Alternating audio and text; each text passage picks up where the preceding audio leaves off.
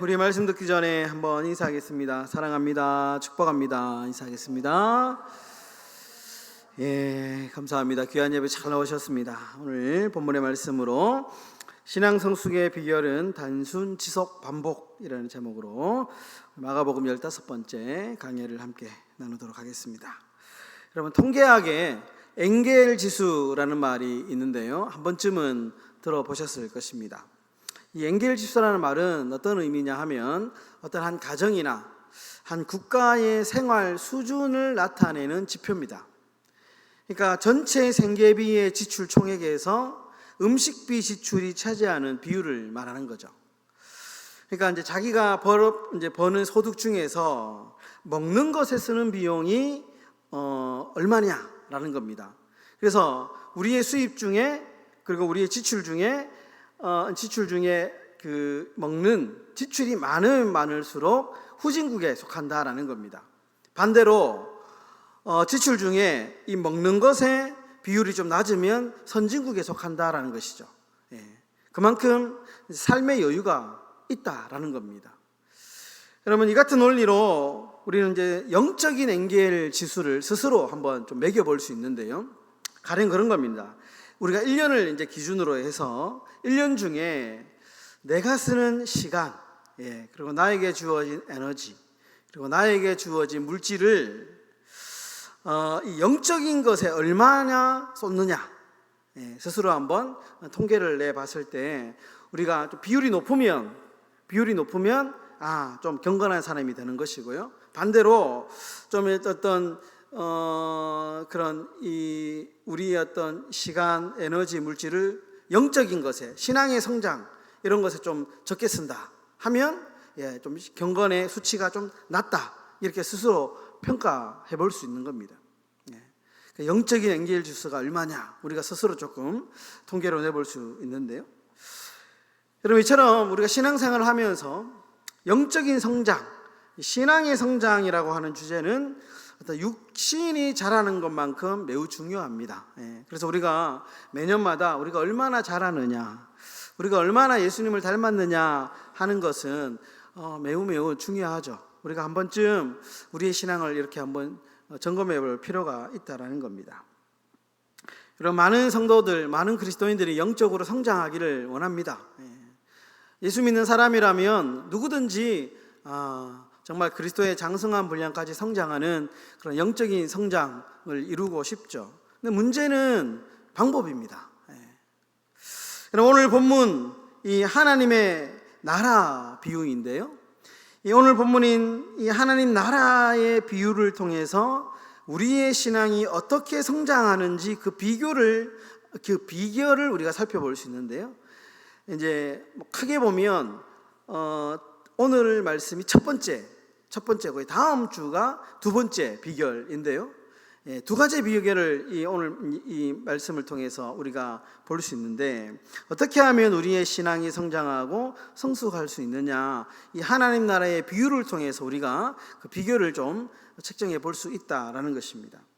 그 핵심 구절이 26절과 27절인데요 26절과 27절의 말씀을 우리 다시 한 번 더 읽어보도록 하겠습니다. 다 함께 읽겠습니다. 시작. 또 이르시되 하나님의 나라는 사람이 씨를 땅에 뿌림과 같으니 그가 밤낮 자고 깨고 하는 중에 씨가 나서 자라되 어떻게 그리 되는지를 알지 못하느니라. 여러분, 여기서 이제 우리가 눈여겨봐야 될 세 개의 단어가 있습니다. 먼저 26절에 보시면 씨를 땅에 뿌림이라는 단어, 뿌리다라는 단어이고요, 그리고 27절에 보시면 자고 깨다라는 단어입니다. 그래서 연결하면 뿌리고 자고 깨다라는 이 세 개의 동사라고 하죠. 동사가 되게 중요한데요, 이 키워드인데요, 예수님께서는 그러니까 이 농사의 비유죠.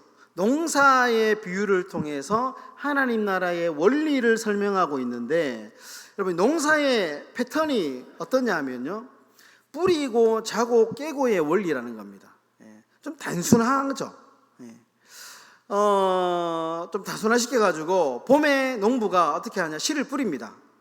그리고 열매를 거두기 위해서 어떻게 하느냐, 뭐 약도 뿌리고 뭐 여러 가지 뭐 활동을 하지만 중요한 것은 가을까지 기다려야 된다는 겁니다. 그리고 씨를 뿌리면 자고 깨고, 그러니까 시간이 지나야 그 뿌린 씨가 열매를 맺는다라는 겁니다. 그러니까 농사의 원리는 뭐냐? 단순, 지속, 반복의 원리가 농사의 원리라는 거죠. 그러니까 뿌리고 자고 깨고의 반복이 농사의 원리입니다. 올해도 마찬가지죠. 올해도 농부가 봄에 씨를 뿌리고 그리고 기다려서 가을에 추수를 합니다. 마찬가지죠. 내년에도 뭐 방법이 바뀌지는 않죠. 내년에도 동일하게 씨를 뿌립니다. 그러면 자고 깨고 기다리고 인내하면서 가을에 열매를 맺습니다. 여러분, 이 영적인 신앙 성장의 비결도 이 농사의 원리처럼 똑같습니다. 뿌리고 자고 깨고의 반복처럼 단순, 지속, 반복의 원리가 핵심이다라는 거예요. 그래서 우리가 우리의 신앙이 자라나기 위해서 첫 번째 방법이 뭐냐? 신앙 성장의 비결은 복잡하지 않다는 거예요. 화려하지 않다는 겁니다. 단순하다는 겁니다. 단순하게 지속해야 되고 반복해야 된다. 반복. 그럼 성경에는 아주 통일되게 이 이야기를 하고 있는데요.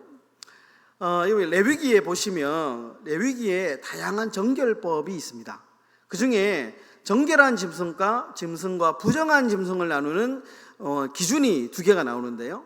정결한 짐승은 굽이 갈라지고 되새김질을 하는 짐승을 가리켜서 정결한 짐승으로 구분을 합니다. 여기 이제 두 가지 중요한 기준인데요. 그 중에 여러분들 여기 되새김질이라는 단어가 매우 중요합니다.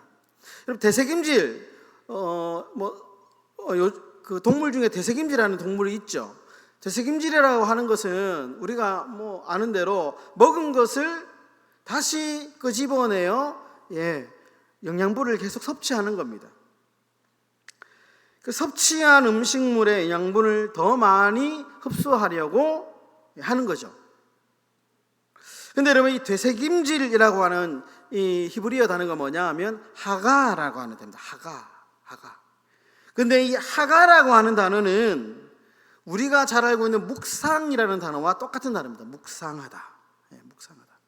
되새김질하다. 묵상하다라는 단어와 똑같습니다.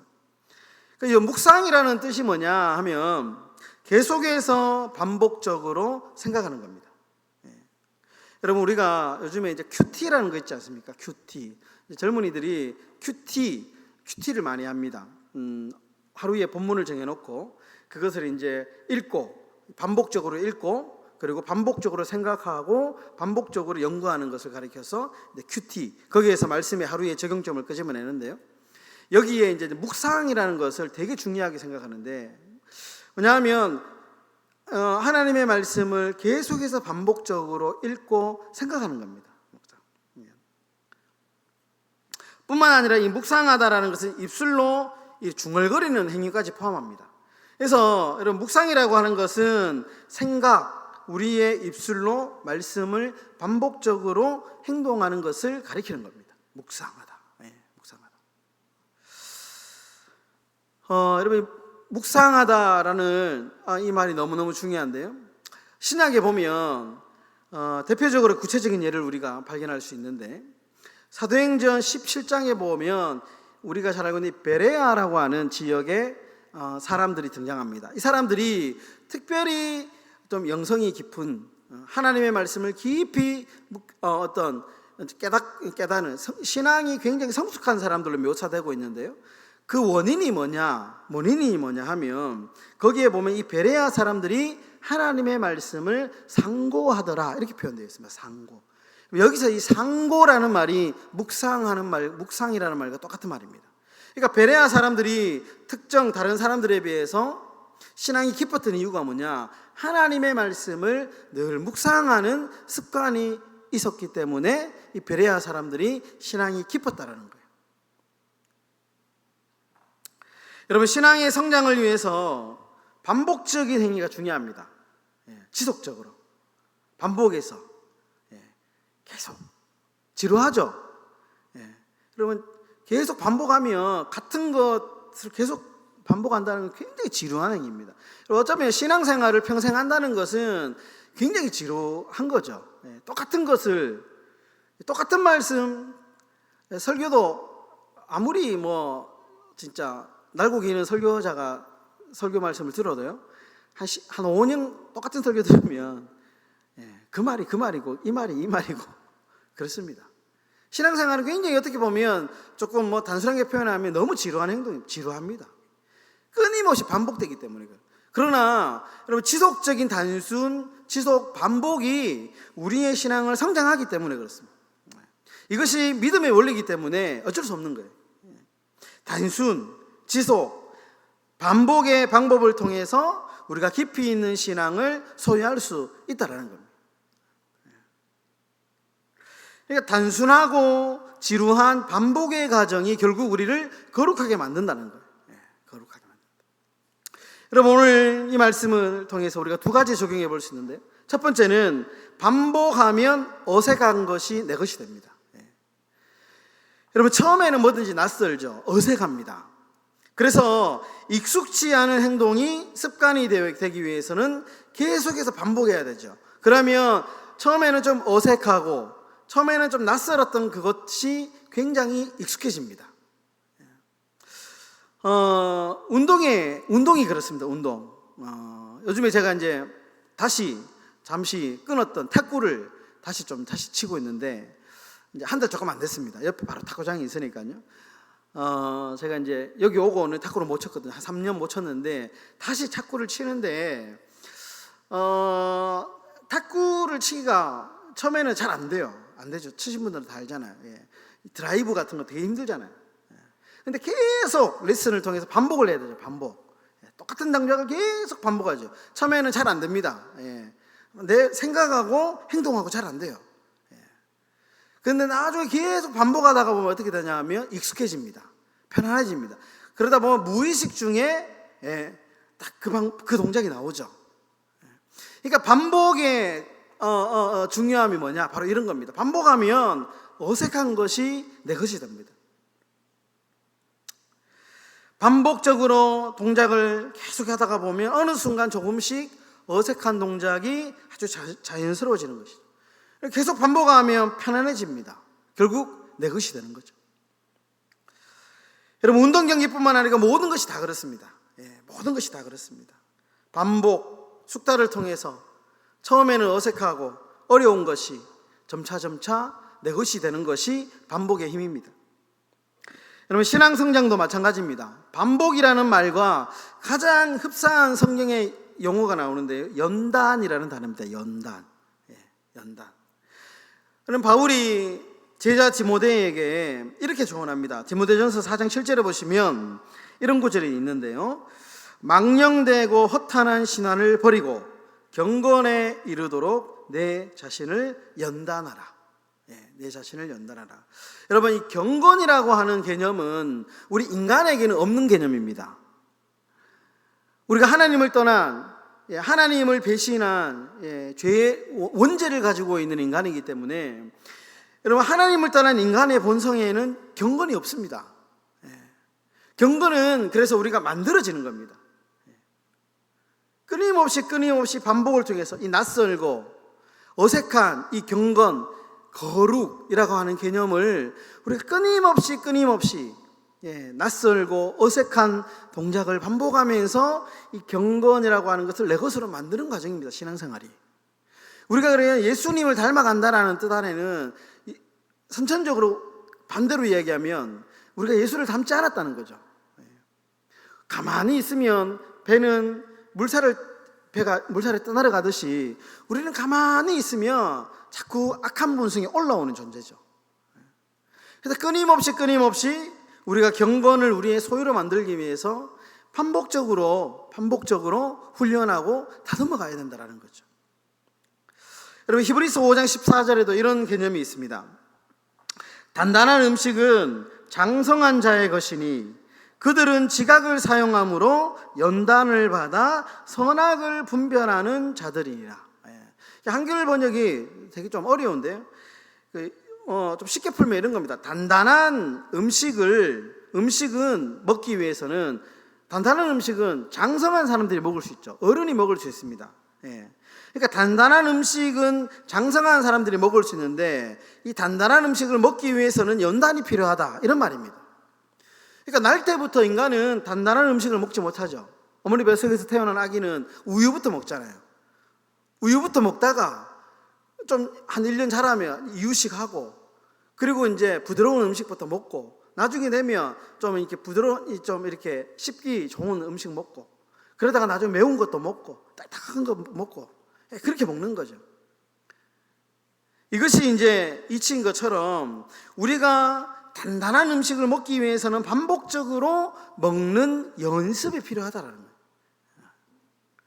그러니까 하나님의 그 깊은 말씀, 하나님이 그 높은 지혜를 얻기 위한 방법이 뭐냐? 끊임없이 우리가 반복하고 지속하고 단순해야 된다는 거예요. 그럼 두 번째로, 반복을 통해서 새로움을 발견할 수 있습니다. 첫 번째는 반복을 해서 낯선 것이 우리의 것으로 삼을 수 있었다면, 두 번째는 이 반복을 통해서 새로운 것을 발견합니다. 여러분, 반복은 익숙한 것에서 새로운 것을 발견하는 아주 좋은 습관입니다. 여러분, 똑같은 영화를 한 10번 보면 어떤 일이 발생하냐면, 나중에는 그 만든 감독의 의도, 감독의 생각까지 다 읽혀집니다. 저는 봤던 영화 또 보는 거 되게 좋아하거든요. 봤던 영화 또 보면 처음에 봤던 그 어떤 이제 보지 못했던 것들이 두 번째 보면 보이고요, 두 번째 보지 못했던 것이 세 번째 보면 보입니다. 그러면서 새로운 것들이 보이니까 너무 재밌어요. 책도 마찬가지입니다.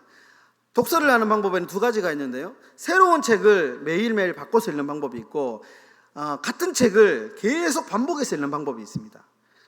장단점이 있는데, 같은 책을 계속해서 반복해서 읽으면 어떤 현상이 일어나냐면, 처음에 보지 못했던 어떤 새로운 것들이, 깨달음이 계속 일어나요. 그러니까 반복을 하면 새로움을 계속 발견하는 겁니다.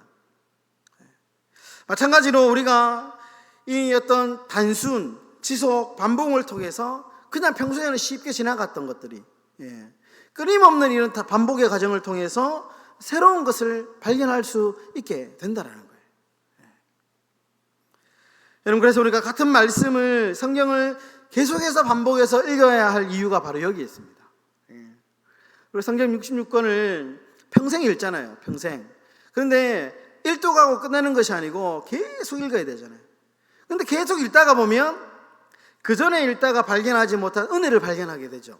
평소에는 그냥 흘려 지나갔던 것들이 어느 날 읽었는데 가슴에 탁 꽂히는 말씀이 있죠.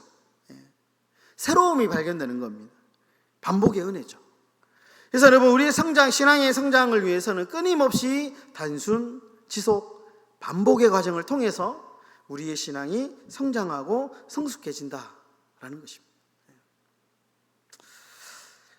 말씀을 좀 정리하겠습니다. 여러분, 조시 웨이츠킨이라고 하는 사람이 있는데요, 이 사람은 굉장히 특이한 경력을 가진 사람입니다. 10대 때는 체스라고 하는 서양 장기, 체스를 너무 잘 둬가지고 9번이나 우승을 했답니다.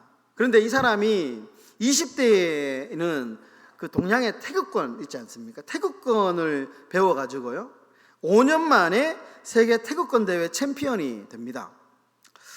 근데 머리를 쓰는 체스, 그리고 몸을 사용하는 태극권은 극과 극이죠.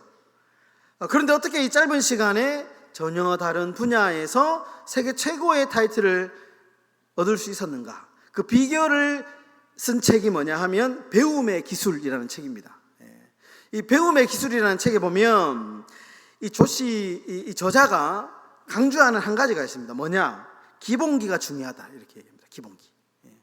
뭐 머리를 쓰는 것이든 몸을 쓰는 것이든 중요한 것은 기본기를 탄탄하게 하면 빠른 시간 내에 고수의 길로 갈 수 있다, 이렇게 얘기하거든요.